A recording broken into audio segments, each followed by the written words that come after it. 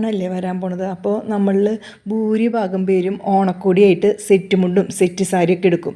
കൈത്തറി ഏതാണ്, പവർലൂം ഏതാണ് എന്നൊക്കെ തിരിച്ചറിയാൻ നമ്മൾ സാധാരണക്കാർക്ക് ഇത്തിരി വിഷമമുള്ള കാര്യമാണ്. നമ്മളിൽ ചിലർ ചിലപ്പോൾ വർഷങ്ങളായിട്ട് ആഗ്രഹിച്ചും പൈസ കൂട്ടി വെച്ചൊക്കെ ആയിരിക്കും ഒരു കൈത്തറിയുടെ സെറ്റ് മുണ്ടോ അല്ലെങ്കിൽ സെറ്റ് സാരിയൊക്കെ എടുക്കുക. ഹാൻഡ്ലൂം ആണെന്നൊക്കെ പറഞ്ഞ് മെഷീനിൽ നെയ്ത് തന്ന് നമ്മൾ പറ്റിക്കപ്പെടാതിരിക്കാനായിട്ട് കരിമ്പുഴയിൽ 51 വർഷമായിട്ട് നെയ്ത്ത് ചെയ്യുന്ന അശോകൻ എന്ന് പറഞ്ഞ ഒരു ചേട്ടൻ നമുക്ക് അത് മനസ്സിലാക്കാനുള്ള ഒരു എളുപ്പ വഴി പറഞ്ഞു വരുന്നുണ്ട്. കർക്കിടമായതുകൊണ്ട് തന്നെ കരിമ്പുഴ ശ്രീരാമസ്വാമി ക്ഷേത്രത്തിലേക്കായിരുന്നു അന്നത്തെ എൻ്റെ യാത്ര. ആ ക്ഷേത്രത്തിൻ്റെ പിറകിലായിട്ടാണ് നൂറ്റാണ്ട് പഴക്കമുള്ള കരിമ്പുഴ കൈത്തറി ഗ്രാമം. മണ്ണാർക്കാടിനും ചെർപ്പുളശ്ശേരിക്കും ഇടയിലാണ് ഈ ഗ്രാമമുള്ളത്.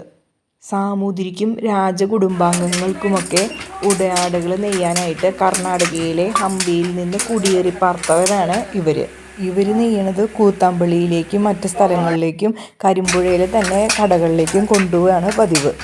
ഞാൻ ചെല്ലുമ്പോൾ അശോകൻ ചേട്ടൻ ഒരു സെറ്റ് മുണ്ട് നെയ്യുന്ന തിരക്കിലായിരുന്നു. എന്നിരുന്നാൽ പോലും അദ്ദേഹം നമുക്ക് എങ്ങനെ ഒരു കൈത്തറി മുണ്ടും ഒരു പവർലൂം മുണ്ടും തമ്മിൽ തിരിച്ചറിയാമെന്ന് എളുപ്പ വഴിയിൽ പറഞ്ഞു തന്നു. അതാണ് ഈ വീഡിയോയിൽ ഉൾപ്പെടുത്തിയിരിക്കുന്നത്. ആ കുത്തണ ഹോളല്ലേ,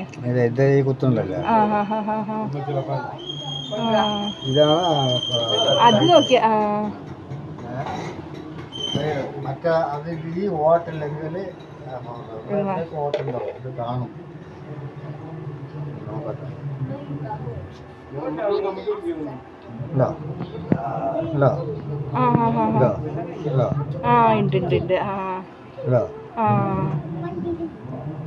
അങ്ങനെ നമുക്ക് തിരിച്ചറിയാം അല്ലേ. ഈ ഓട്ടം ഉണ്ടല്ലോ, ഈ സൈഡില് ഇതിൽ ഓട്ടം ഉണ്ടെങ്കിൽ അത് നിങ്ങൾക്ക് കഴിച്ചിരുന്ന് ഉറപ്പായിട്ട് വെക്കാം. എല്ലാത്തിലും ഓട്ടം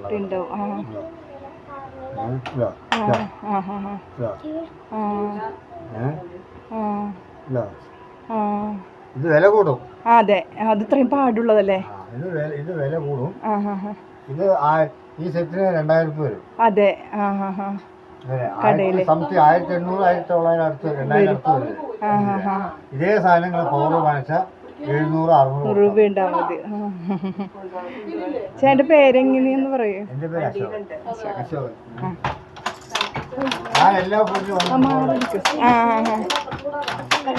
ഞാൻ നെയ്ത ഒരു മുണ്ട് നെയ്ത 300 രൂപ കിട്ടും കൂലി. അതെ,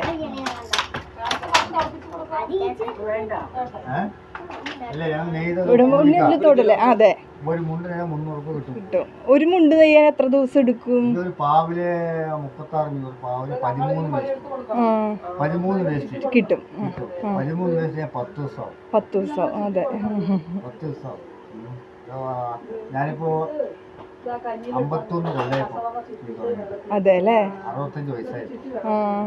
65 കഴിഞ്ഞ് 66-ാമത്തെ വയസ്സാണ്. 15 വയസ്സിൽ ഞാൻ 7ാം ക്ലാസ് വരെ പഠിച്ചു.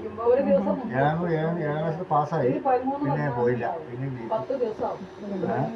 ആ 15ാമത്തെ കൊല്ലം തുടങ്ങിയില്ല. 66 വയസ്സായപ്പോ 51 കൊല്ലം.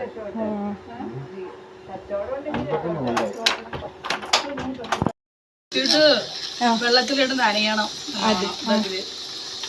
രണ്ടാള് പണി നടക്കണം. ഇതൊക്കെ ചാരിയല്ലേ.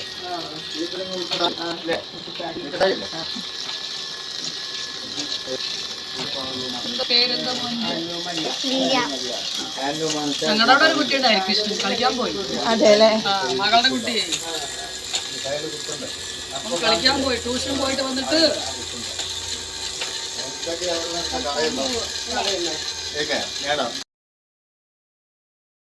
അദ്ദേഹം പറയുന്നത് എന്താണെന്ന് വെച്ചിട്ടുണ്ടെങ്കിൽ കൈത്തറിയിൽ ഉണ്ടാക്കിയ മുണ്ടുകളിലും സെറ്റ് സാരികളിലും ഒക്കെ ഉടനീളം അറ്റത്ത് ആ ചെറിയ ചെറിയ ഹോളുകൾ ഉണ്ടാക്കും.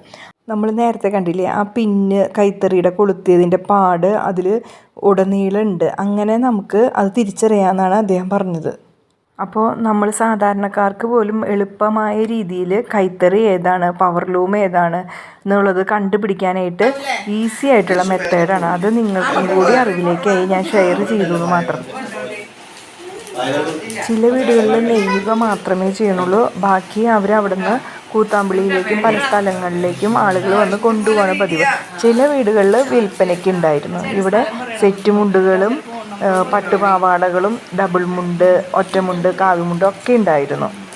അപ്പോൾ ഇവിടുന്നും കുറച്ച് മുണ്ടുകൾ ഞാൻ എടുത്തു. ബാക്കി സെറ്റ് മുണ്ട്, കരയുള്ളത്, കസവുള്ളത് ഞാൻ അവിടെ സമീപത്ത് കുറേ കടകളുണ്ട്. ആ കടയിൽ ഒരു കടയിൽ നിന്നാണ് എടുത്തത്.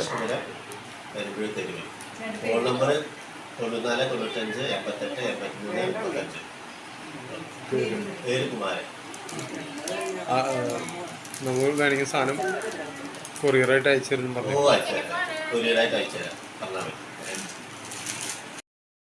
ഇതൊക്കെയാണ് ഞാൻ കരിമ്പുഴയിൽ നിന്ന് വാങ്ങിച്ചത്. ഒരു സെറ്റ് മുണ്ട്, പിന്നെ കാവിമുണ്ട് വാങ്ങി, ഓം എന്ന് പറഞ്ഞൊരു കാവിമുണ്ട് വാങ്ങി, തോർത്തുമുണ്ട്, ഒരു ഡബിൾ മുണ്ട് വാങ്ങി, പിന്നെ ഒരു പുളിയിലക്കര സെറ്റ് മുണ്ട് വാങ്ങി. ഇതൊക്കെയാണ് ഞാൻ വാങ്ങിയത്.